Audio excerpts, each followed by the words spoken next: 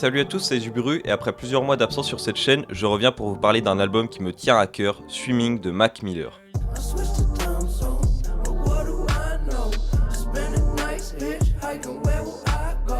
Tout commence en août 2018, où 2 ans après la sortie de The Divine Feminine, Mac Miller sort son 5e album studio, Swimming. Teasé le mois précédent grâce à une courte vidéo, l'album est plutôt bien reçu par la critique. L'album a notamment eu le droit à une critique positive dans le journal anglais The Guardian. Malheureusement, 1 mois après la sortie du projet, Mac Miller décède subitement d'une overdose d'alcool et de drogue. Cela se serait produit par erreur car une autre personne aurait remplacé son produit habituel par un autre, beaucoup plus puissant, mais bref, on n'est pas ici pour revenir exactement sur les raisons de sa triste mort. Composé de 13 titres, Swimming est un recueil dans lequel Mac Miller parlait initialement de son addiction à la drogue et à l'alcool, qui évolue au fur et à mesure de l'album. Au final, sa rupture amoureuse avec l'artiste américaine Ariana Grande, survenue quelques mois plus tôt, l'a donc également inspiré pour l'écriture de cet album et il en parle de manière récurrente tout au long du projet.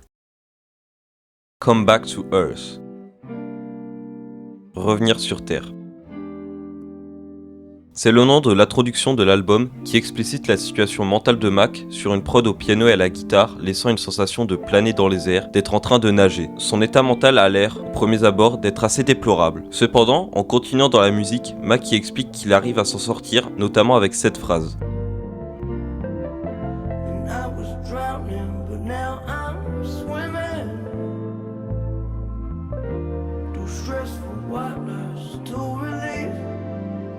C'est bien évidemment une métaphore indiquant qu'il sombrait petit à petit, en parlant de cette sensation de noyade, mais a réussi à remonter à la surface et est désormais en train de nager. Nous verrons la signification un peu plus tard. Sur la track suivante, Hurt Feelings, littéralement Sentiment douloureux en français, produite par l'excellent J. Cole, Mac parle plutôt de sa relation avec la popularité, comme par exemple lorsqu'il dit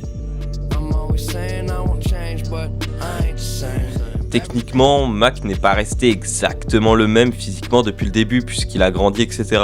Mais il reste déterminé et il utilise cela pour montrer à ceux qui ont douté de lui qu'il a réussi. On retrouve sur ce titre également une référence au titre de l'album, Swimming, en disant par exemple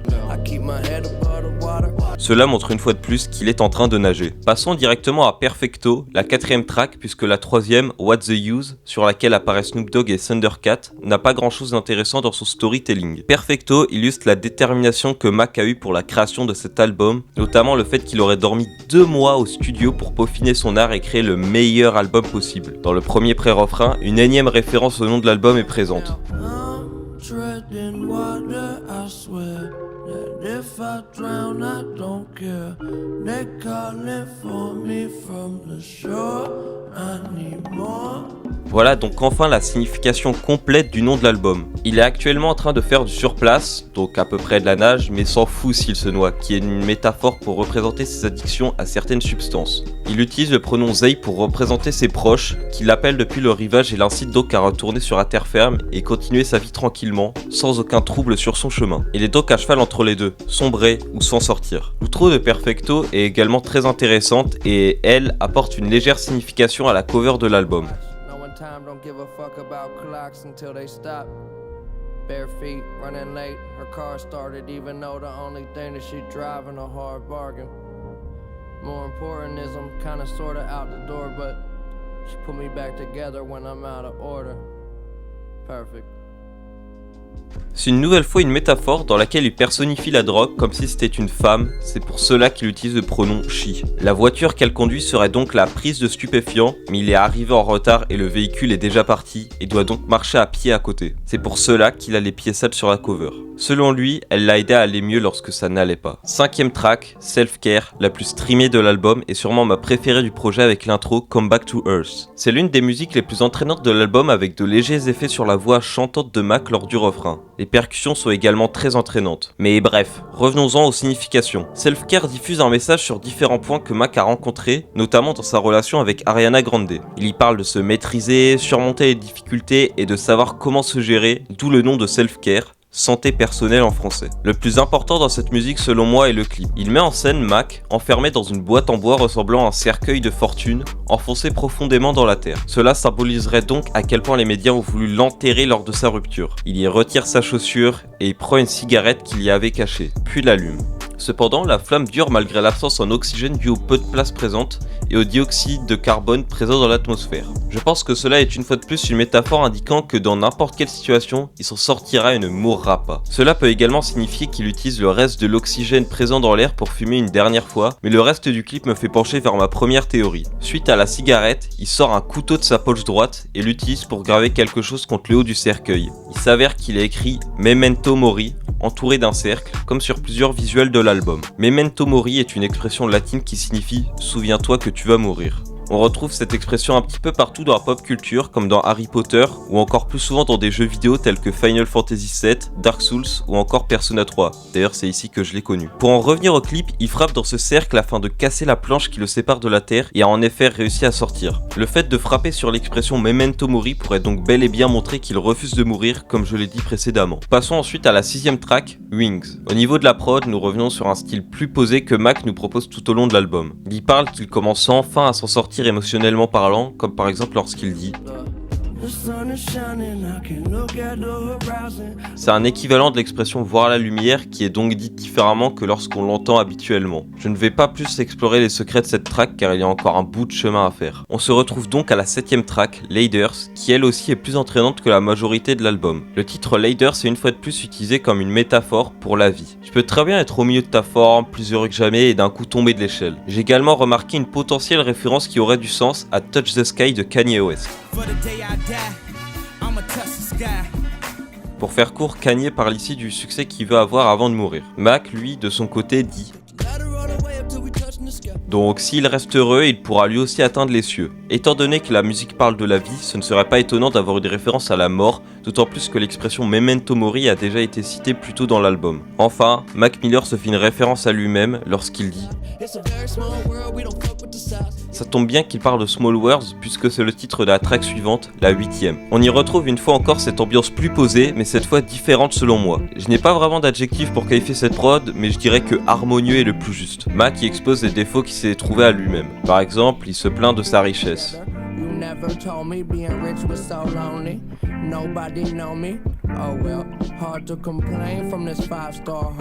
La richesse ne lui donne pas plus d'amis. Toutefois, il se rend compte que cela est égoïste de sa part et que c'est compliqué de se plaindre d'un hôtel 5 étoiles. Le 3ème couplet de la musique m'a également interpellé. Yeah. 9 times out of 10 I get it wrong. That's why I wrote this song. Tell myself to hold on. I can feel my fingers slipping in a motherfucking instant I'll be gone. Il sait qu'il fait des erreurs et il a donc écrit cette chanson pour essayer de tenir, de ne pas retomber dans la drogue même si ses mains glissent. Cela est triste lorsqu'on sait quelle a été sa fin. La 9ème track, Conversation Part 1, est une conversation, comme son nom l'indique, entre Mac et lui-même, dans laquelle il essaye de se comprendre en vain. Du moins dans le premier couplet. Dans le refrain, il critique sa propre vie.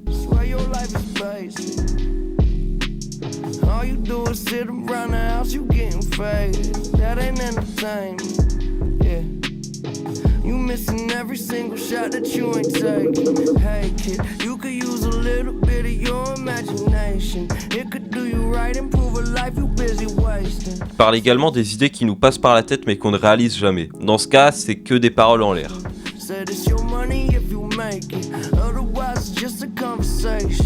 Voyons ensuite la 10ème track, The Know, dédiée entièrement à son ex-copine Ariana Grande. Par exemple, le premier couplet commence par Make people so mad. Yeah, they want it so bad. C'est assez clair ici qu'il parle d'elle et que les gens soient déçus de leur rupture. Ce qui confirme encore plus ce fait, c'est lorsqu'il dit donc bon, là je pense pas avoir besoin de faire de dessin. Le refrain fait lui aussi référence à elle.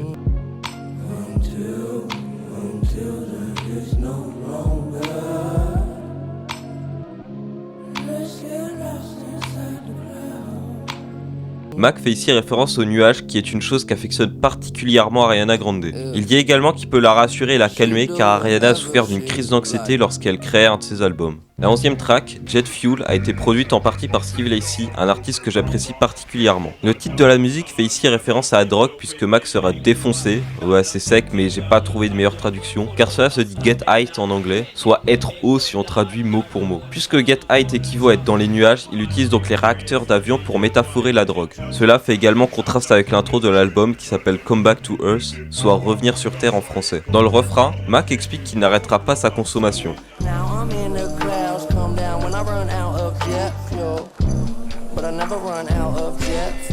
Une fois de plus, cela colle tristement bien avec sa fin. Il dit d'ailleurs plutôt qu'il ne s'attendait pas à survivre aussi longtemps. Nous sommes maintenant à la 12e track, l'avant-dernière, 2009. Cela correspond sans grande surprise à l'année 2009, un an avant la sortie de son premier album KADS. La musique est assez pauvre en signification, je n'ai rien trouvé d'autre à dire dessus. Nous arrivons enfin à la dernière track, la 13e, So It Goes. Cette expression est assez récurrente tout au long de la musique et est tirée d'un roman, Slaughterhouse 5, écrit par Kurt Vonnegut. Elle y est mentionnée dès que quelqu'un y décède. C'est d'ailleurs la dernière musique que Mac a utilisée en story Instagram avant son décès. Pour l'outro de cette musique et donc de l'album, Mac a demandé à Jon Brion de jouer ce qu'il pense qu'on ressent lorsqu'on monte au paradis. L'une des dernières traces de Mac de son vivant a été ce tweet. La fin de So It Goes est si belle mec. Je demandais à Jon Brion de jouer l'ascension jusqu'au paradis et il l'a fait à la perfection. Mac Miller fut retrouvé mort quelques heures plus tard à son domicile. Cet album est juste parfait, émouvant, impressionnant, envoûtant, harmonieux et vrai. Le choix de Mac entre nager jusqu'au rivage ou se noyer a donc été pris. Se noyer. Pour tout vous dire, lorsque j'écris une vidéo de ce type, je prends un album qui me passionne musicalement parlant, puis j'analyse au fur et à mesure les paroles, l'histoire derrière et les métaphores. Celui-ci m'a fait un choc. Sans faire attention aux paroles, je n'aurais jamais pensé que cet album était si profond. Je ferai sûrement un jour une vidéo sur Circles, son premier album posthume, qui est censé être une deuxième partie à Swimming, et devait donc former l'expression Swimming in Circles. Je vous remercie d'avoir regardé cette vidéo, et à bientôt.